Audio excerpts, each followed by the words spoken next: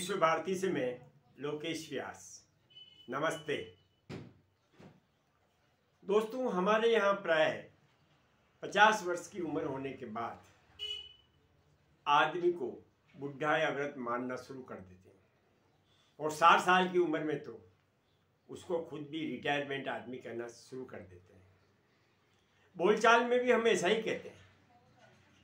स्वयं हम भी अपने आप को ऐसा महसूस करने लगते हैं कि जैसे हम वृद्ध हो गए। कितने आश्चर्य की बात है कि हम अपनी जिंदगी के लगभग 40 वर्ष अकर्मण्य अवस्था में गुजारते हैं। घर, समाज व सभी जगह ऐसा होते हुए प्राय हम देखते हैं। दोस्तों, मैं आपको आज एक ऐसी सच्ची घटना के बारे में सुना रहा हूँ जो आपको, हमको, सबको जीवन का एक नया अध्याय शुरू करने को प्रेरित करता है।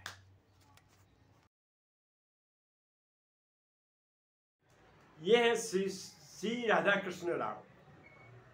60 वर्ष की आयु में ये सेवानिवृत्त हो गए थे और बाद में अपने पोते पोतियों के साथ अपनी बेटी के यहाँ अमेरिका रहने चले गए। वहाँ 62 वर्ष की आयु में वह पिट्सबर्ग विश्वविद्यालय में सांख्यिकी के प्रोफेसर बन गए और 70 वर्ष की आयु में पेंसिल्वेनिया विश्वविद्यालय में विभाग के प्रमुख बन गए। 75 वर्ष की आयु में उन्हें अमेरिकी नागरिकता मिल गई और 82 वर्ष की आयु में विज्ञान के लिए राष्ट्रीय पदक और एक व्हाइट हाउस सम्मान भी इनको मिला। आज 102 साल की उम्र में इन्हें सांख्यिकी का नोबेल प्राइज मिला है। वैसे भारत सरकार ने उन्हें पहले पद्म भूषण 1968 में दिया, वह 2001 में पद्म विभूषण से भी सम्मानित कर चुकी है। राव साहब कहते हैं, भारत में रिटायरमेंट के बाद कोई नहीं पूछता है। सहकर्मी भी विद्वता का नहीं बल्कि सत्ता का सम्मान करते हैं। 102 साल की उम्र में अच्छी शारीरिक स्थिति में नोबेल प्राइज प्राप्त करना संभवतः ये पहला उदाहरण है। दोस्तों, उम्र सिर्फ एक संख्या है जिसे हम काउंट करते रहते हैं, बाकी इसका कोई महत्व नहीं है। काम करने की इच्छा और उत्कृष्टता हमेशा मायने रखती है, उम्र मायने नहीं रखती है। सेवानिवृत्त होने का मतलब अकर्मण्य बनना नहीं होता है।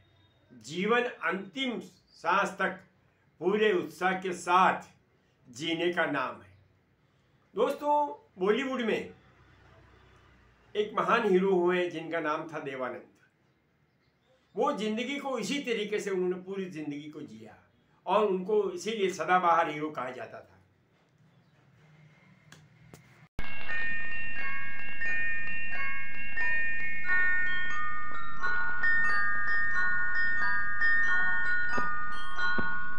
मैं जिंदगी का साथ निभाता चला गया,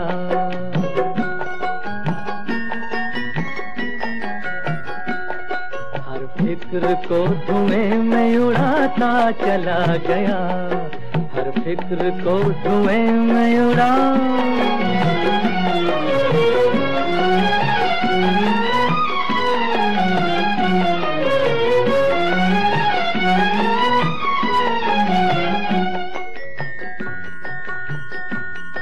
बर्बादियों का सोग मनाना फजूल था,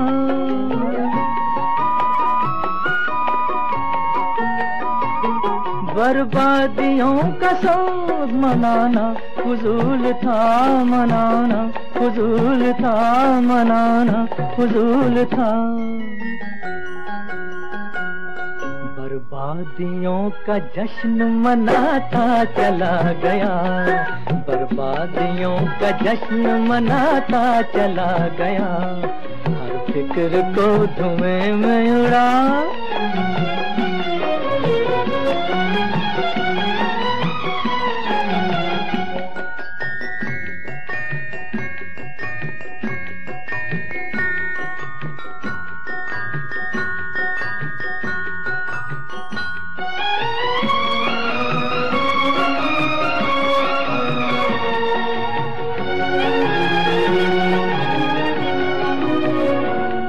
जो मिल गया उसी को मुकद्दर समझ लिया।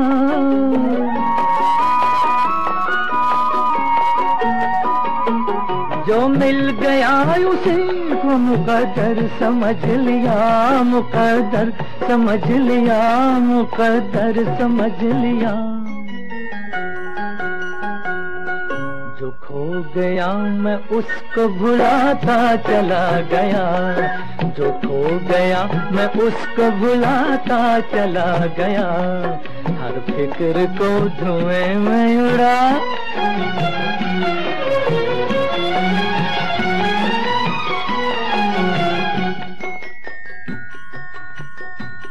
गम और खुशी में फर्क न महसूस हो जहां।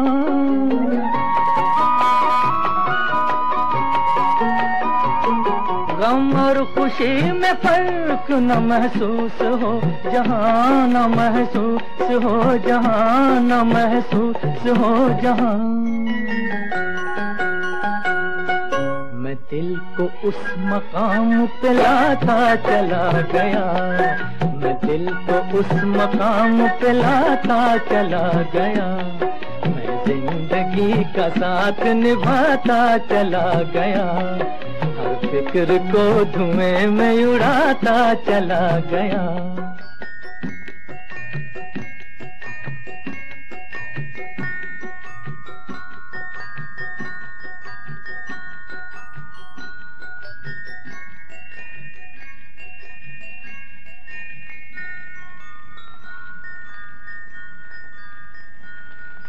ठीक है दोस्तों, आपने गाना सुना हमारे सदाबहार हीरो का।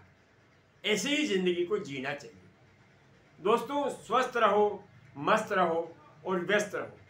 ये जिंदगी का सिद्धांत कम से कम हमें 60 वर्ष के बाद अपने ऊपर लागू कर देना चाहिए। दोस्तों, मैं यूएसए प्राय जाया करता हूँ बच्चों के पास। वहाँ मैं देखता हूँ कि 80, 85, 90, 95 साल की औरतें, आदमी अकेले गाड़ी ड्राइव करके आते हैं, घर गृहस्थी के लिए सामान खरीदते हैं और लेके जाते हैं। बाजार में घूमते हुए आपको ऐसे लोग पैदल मिल जाएंगे।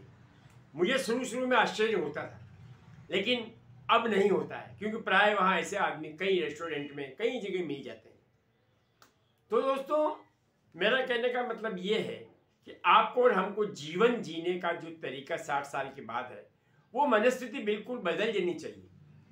हमें जब तक बुढ़ा नहीं होना है, जब तक आपका मन नहीं मान ले, और मन जब तक नहीं मानेगा आप कभी बुढ़े नहीं होंगे। आज के अंक में मैं इतना ही कह करके अपनी वाणी को विराम देता हूँ और आपसे गुजारिश करता हूँ कि अगर ये वीडियो आपको पसंद आया हो तो आप इसे निश्चित रूप से शेयर करें, लाइक करें व सब्सक्राइब अवश्य करें। धन्यवाद।